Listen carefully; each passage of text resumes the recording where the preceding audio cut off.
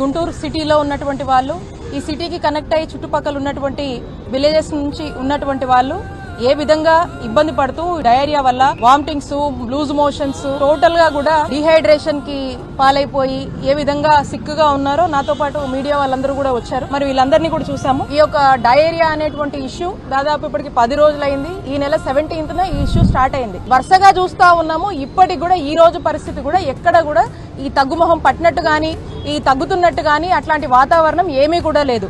పేరుకి మనం చూసినట్టయితే మన గుంటూరు జిల్లాలో పెద్ద పెద్ద నాయకులు ఉన్నారు, మంత్రులు ఉన్నారు, మరి ఇక్కడ ఎమ్మెల్యేలు ఉన్నారు. ఎవరు కూడా ఏ మాత్రం కూడా చిత్తశుద్ధి ఈ యొక్క డయేరియా విషయంలో గానీ, ఈ ప్రాంత ప్రజలకి వాళ్ళకి కావాల్సినటువంటి మెజర్స్ తీసుకోవడంలో గానీ ఏ మాత్రం కూడా చిత్తశుద్ధి చూపించలేదనేది స్పష్టమవుతా ఉంది. ప్రభుత్వం కూడా చూస్తూ ఉంది. మరి ఓ మంత్రి ఉన్నారు, మరి ఆ మంత్రికి ఇప్పటిదాకా కూడా ఈ విషయం తెలుసో లేదో మనకు తెలియదు. మనకు స్పష్టంగా అర్థమవుతా ఉంది. కూటమి ప్రభుత్వం అధికారంలోకి వచ్చిన తర్వాత చంద్రబాబు నాయుడు గారు గానీ, మంత్రికి గానీ ఏ మాత్రం కూడా హెల్త్ అనేది మోస్ట్ నెగ్లెక్టెడ్ సబ్జెక్ట్ గా, ఇగ్నోర్డ్ సబ్జెక్ట్ గా, ఇక్కడ ఉన్నటువంటి ప్రజలకు ఏమైతేనేమి అనేటువంటి పరిస్థితుల్లో, ఈ రాష్ట్ర ప్రజలు ఏమైనా సరే అన్నటువంటి పరిస్థితుల్లో మరి కూటమి ప్రభుత్వం అడుగులు ముందుకు వేస్తున్నారు.